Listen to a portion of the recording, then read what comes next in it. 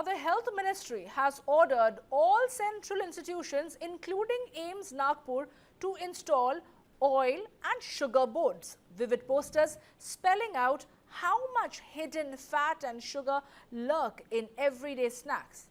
It's a step towards treating junk food like tobacco. Cultural staples, a laddu, a vada pav, a pakora, all now come under scrutiny. More than 44.9 crore Indians are projected to be overweight or obese by 2050, placing the country second only to the US. A move that the government has decided, keeping in mind the health hazards that these junk food may be causing, and a welcome step from the government's end. But how easy is it going to be to implement these yardsticks that the government has decided for a careful health check for all?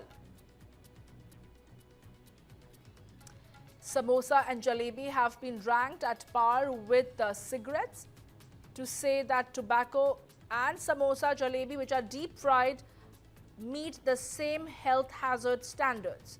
The central health institutions such as AIIMS Nagpur have been instructed to install oil and sugar boards in cafeterias and public places, and this essentially to combat the rising obesity is what the Health Ministry has stated, with a warning for deep fried snacks like samosa and jalebi, which is now seen as hazardous and at par with tobacco consumption. Central health institutions such as AIIMS Nagpur have been instructed to install oil and sugar boards in cafeterias and public places, and the information posters will be highlighting fat and sugar content in popular food, effectively functioning like health warning labels on the tobacco or cigarette packs. The initiative has been extended to high-calorie, deep-fried, sugar-loaded items such as jalebis and samosas, which will be included in an official health alert list. Now, why is this move important? Why is it essential? Because amid the growing alarm over lifestyle disease in India, health experts have pointed out specifically to the trans fat and sugar content that is the maximum contributor to obesity, diabetes and hypertension, also to several ailments and health concerns of the heart.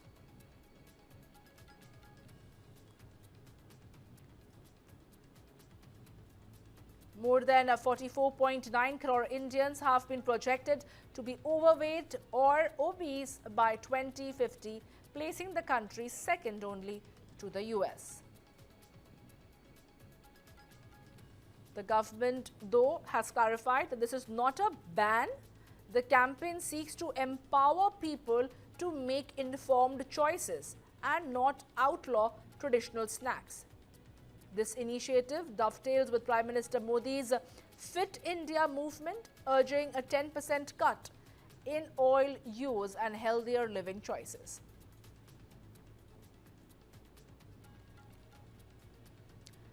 And to discuss this further, I'm joined by Dr. Parjeet Kaur, an Associate Director, Endocrinology and Diabetes, Medanta Hospital. Well, thank you so much, Dr. Kaur, for taking your time and joining us over here.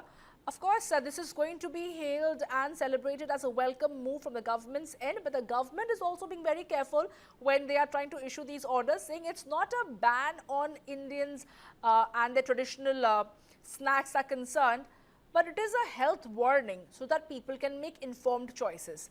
What do you have to say, Dr. Kaur? Do you think this can be implemented in India?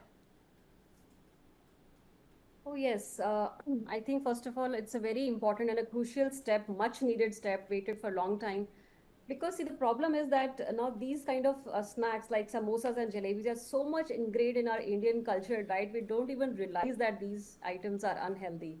So there are a lot of hidden unhealthy stuff inside it, like hidden bad oils, like trans fat. It's full of calories, sugars, fat, that people are not even aware of that.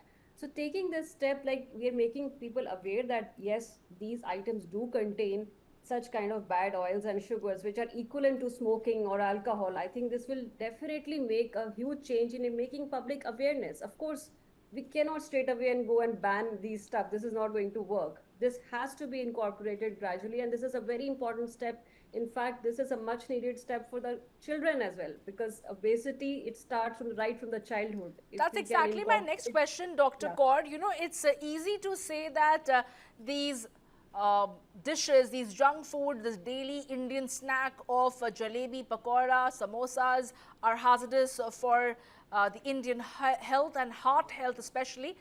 But how about inculcating these habits from the very beginning as far as schools are concerned? Because that's where people start adopting these habits. It has to be a root cause that needs to be checked at. Yes, it's very important because childhood obesity is also very much in rise. And once a child is obese, it's definitely bound to get obese in adulthood and get to have diabetes and blood pressure in adults. So it's very important to start from the beginning in the childhood, and the schools do play a big role in this. In fact, I have seen a lot of schools are having this midday meal also, which also contain these kind of snacks which are full of oil and fat. I think awareness has to go there as well in schools as well in the family. So the whole family has to do it together. The parents have to do it, kids have to do it. This kind of a mindset change needs time, but first step is the awareness that these items are not good. These contain a lot of oil, sugar, and fat, which are responsible for growing incidence of obesity and diabetes in India. So yes, we have to take this step at every age, starting right from the childhood.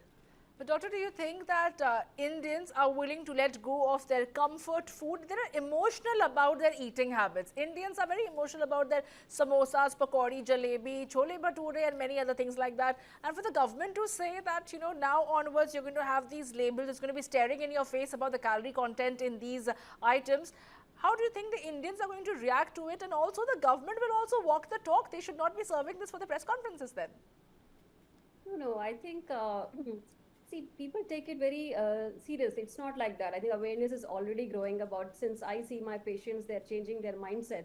So most important is the awareness. For example, if someone is eating these items almost on a daily basis, now if the person knows that these are the hidden problems with this, at least the person will stop going daily. We'll cut it down gradually, the frequency, to make it once a week and then once a month.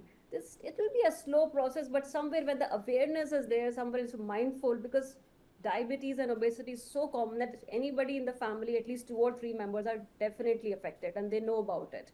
So it's a good step, and I'm very sure public will take it seriously. Of course, they're not going to cut it down completely, but they will definitely cut down the frequency of the intake, which itself will make a lot of difference.